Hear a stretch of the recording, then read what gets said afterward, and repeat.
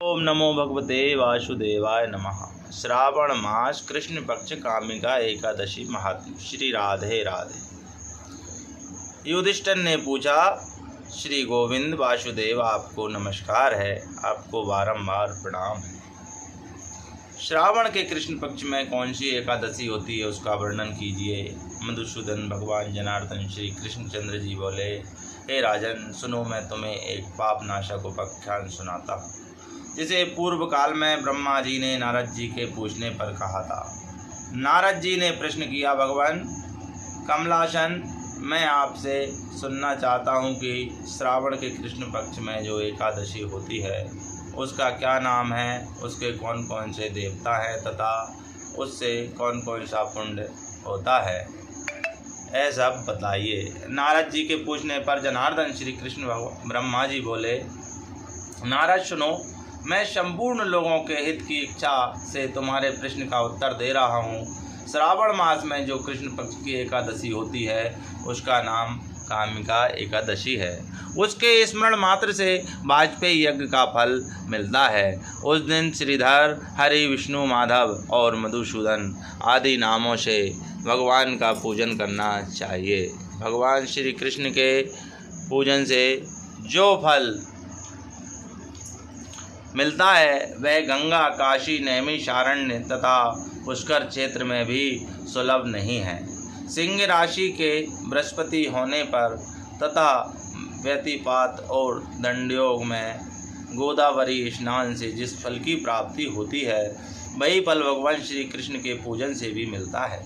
जो समुद्र और वन सहित समूची पृथ्वी का दान करता है तथा जो कामिका एकादशी का व्रत करता है वे दोनों समान फल के भागी माने जाते हैं। जो ब्याई हुई गाय को अन्याय सामग्रियों सहित दान करता है उस मनुष्य को जिस फल की प्राप्ति होती है वही कामिका का व्रत करने वाले को मिलता है। जो नरश्रेष्ठ श्रावण मास में भगवान श्रीधर का पूजन करता है उसके द्वारा गंधर्वों और नागों सहित संपूर्ण देवताओं की पूजा हो जाती है।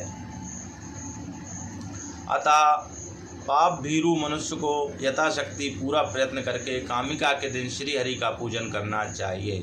जो पाप रूपी पंख से भरे हुए संसार समुद्र में डूब रहे हैं उनका उद्धार करने के लिए कामिका का व्रत सबसे उत्तम है।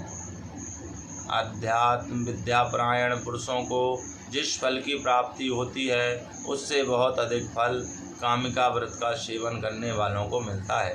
कामिका का व्रत करने वाला मनुष्य रात्रि में जागरण करके ना तो कभी भयंकर यमराज का दर्शन करता है और ना कभी दुर्गति में ही पड़ता है। मणि, मोती, वैदूर्य और मूंगे आदि से पूजित होकर भी भगवान श्री विष्णु जैसे संतुष्ट नहीं होते जैसे तुलसी दल से पूजित होने पर होते हैं। जिसने तुलसी की मंजरियों से श्री केशव का पूजन कर लिया है उसके जन्म भर का पाप निश्चय ही नष्ट हो जाता है।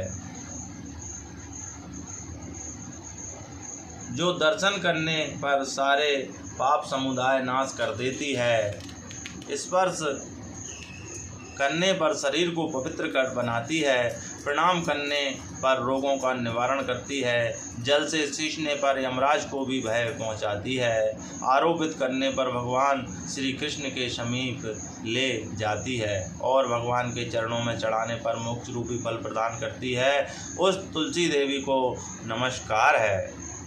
जो मनुष्य एकादशी के दिन रात दीप दान करता है उसके पुण्य की संख्या चित्रगुप्त भी नहीं जानते। एकादशी के दिन भगवान श्री कृष्ण के सम्मुख जिसका दीपक जलता है उसके पितर स्वर्ग लोक में स्थित होकर अमृतपान से तृप्त होते हैं। घी अथवा तिल के तेल से भगवान के सामने दीपक जलाकर मनुष्य देह त्याग के पश्चात करोड़ों दीपकों से पूजित हो स्वर्ग लोक में जाता है। भगवान जनार्दन श्री कृष्णचंद्र जी बोले, युधिष्ठिर, तुम्हारे सामने मैंने कामिका एकादशी की महिमा का वर्णन किया है। कामिका सब पातकों को हरने वाली है, अतः मानवों को इसका व्रत अवश्य करना चाहिए। यह स्वर्गलोक तथा महान पुण्य फल प्रदान करने वाली है। जो मनुष्य श्रद्धा के साथ इसका महात्म्य श्रवण करते हैं वह सब पापों से मुक्त हो श्री विष्णु लोक में प्रतिष्ठित हो जाते हैं। बोलिए श्री लक्ष्मी नारायण भगवान की जय, श्री हरि विष्णु भगवान की जय, श्री राधा कृष्ण भगवान की जय, श्रीधर माधव भगवान की जय, मधुसूदन जनार्दन श्री कृष्णचंद्र भगवान की जय। जगत के पालनहार जगन्नाथ स्वामी की जय। जय जय श्री राधे, जय जय श्री राधे श्याम।